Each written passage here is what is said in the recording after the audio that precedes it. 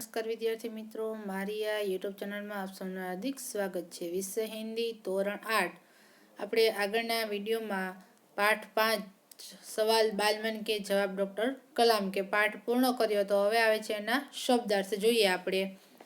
जीवंत, जीवित, जीता, जागता, मातृभाषा, माँ परिवार की भाषा, वैश्विक एटले विश्व संबंधी, बृहद, बड़ा, महान, भारी, विरासत, धरोहर, दस्तकार एटले शिल्पकार, दरकार एटले जरूरत, उत्कृष्ट, उत्तम, श्रेष्ठ, विघ्न, बाधा, अड़चन, पारदर्शी, जिसके आर पार देखा जा सके, बहुगुण, बहुत अधिक, निष्ठा, श्रद्धा, विश्वास, अनुत्पादक एटले जो उत्पन्न न करे, अति विशिष्ट एटले बहुत महत्वपूर्ण, सामरिक, समरिया युद्ध से संबंध रखने वाला, खाका एटले ढांचा, नक्शा, मसोदा, आलेख, प्रचुर एटले पर्याप्त।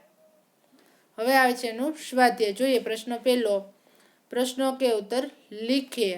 दरेक विद्यार्थीए शब्दार्थ अने स्वाध्याय अने अभ्यासना प्रश्न बुकमां लखवाना छे। जोईए स्वाध्यायनो प्रश्न पहेलो, यदि आप इन प्रश्नकर्ता में होते तो आप कौन कौन से प्रश्न पूछते? एनो उत्तर जोईए आपणे।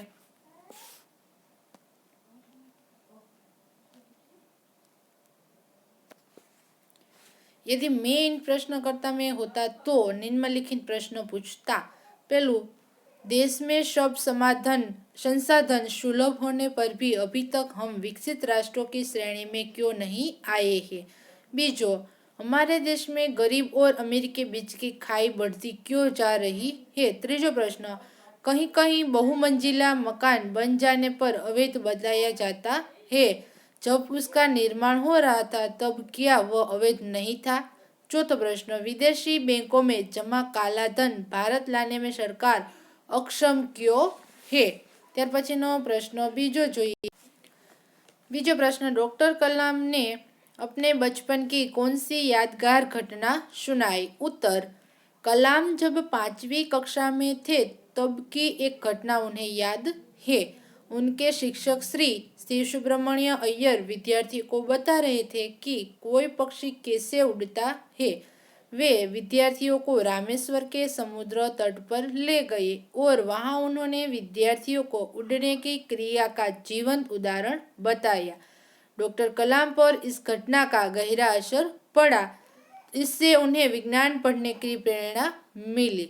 त्यार पछीनो प्रश्न त्रीजो आपेलो छे कि आपकी यादगार घटना बताइए। एटमां दरेक विद्यार्थीए बुकमां प्रश्न त्रीजानो उत्तर पोतानी रीते लखवानो छे। तमारे जीवनमां तमने जे घटना कोई याद होय एना विषे लखवानुं छे।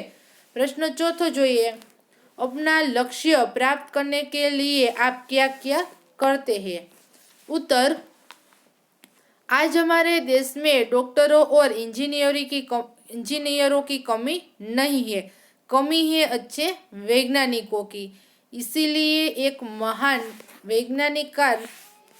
वैज्ञानिक बनकर देश का नाम रोशन करना, यही मेरा जीवन का लक्ष्य है। इसे पाने के लिए मैं अपने पाठ्यक्रम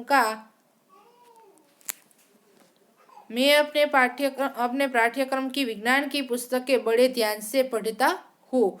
विज्ञान की अन्य पुस्तकें भी स्कूल के पुस्तकालय से लाकर पढ़ता हूँ। मैं वैज्ञानिकों के जीवन पर लिखी पुस्तकें भी पढ़ता हूँ।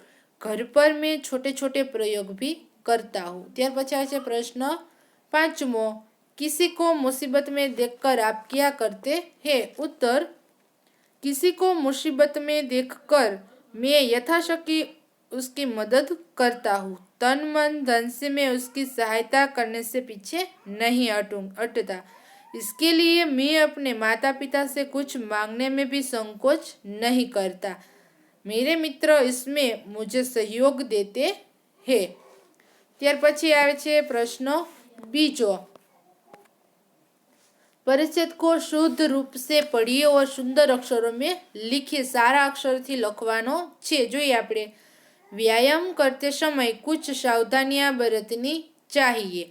प्रातःकाल शौचादि से निवृत्त होकर खाली पेट व्यायाम करना चाहिए। व्यायाम के समय शरीर के सभी अंग प्रत्यंग प्रभावित होने चाहिए।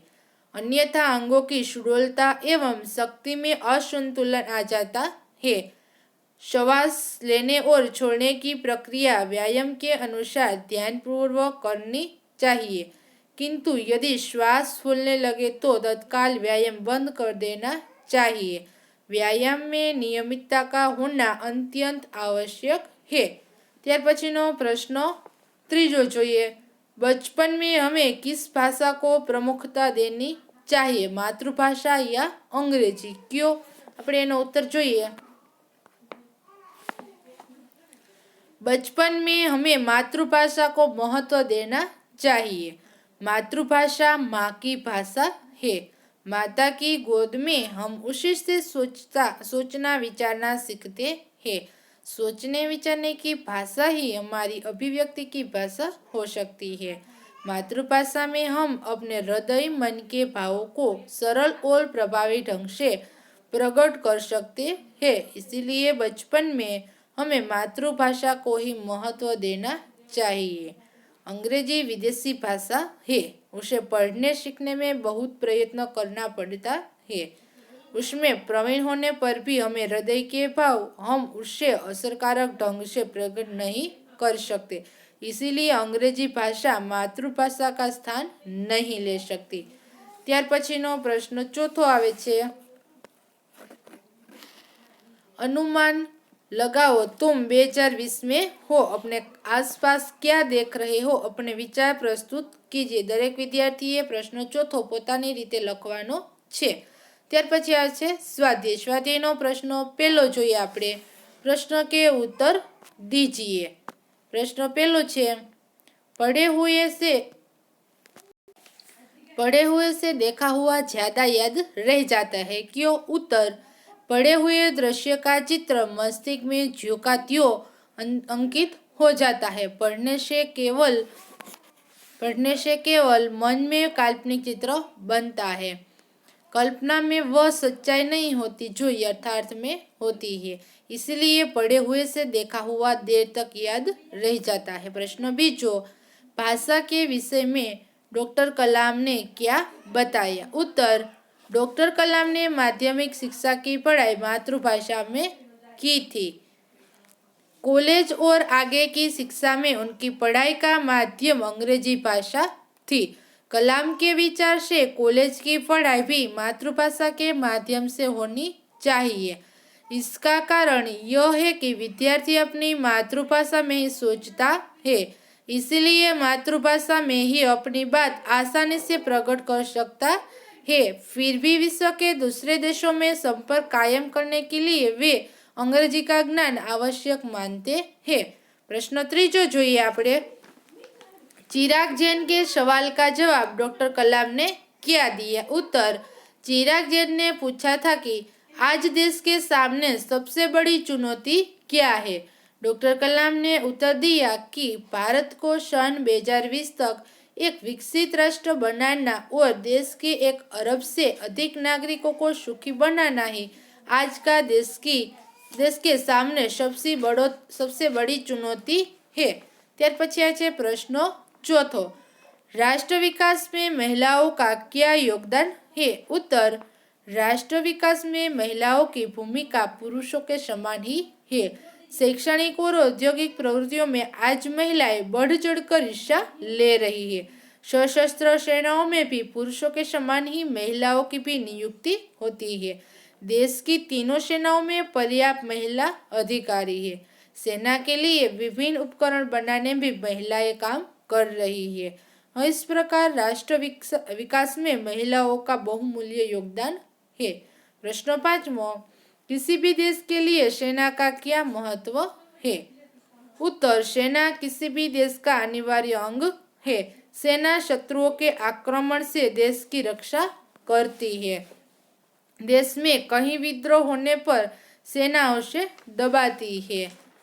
देश में आतंकवादी घुस आए हो और पुलिस उनसे निपटने में सक्षम न हो तो सेना वे जवान ही उनसे निपटते हैं। देश में कहीं भीषण बाढ़ या भूकंप आया हो तो सेना संकट में पड़े लोगों को सहायता करती है। इस प्रकार बाहरी या भीतरी संकट में सेना ही देशवासियों की रक्षा કરતી है। ત્યાર પછીનો પ્રશ્ન બીજો આવે છે, આપણે આગળના વિડીયોમાં જોશું। Thank you.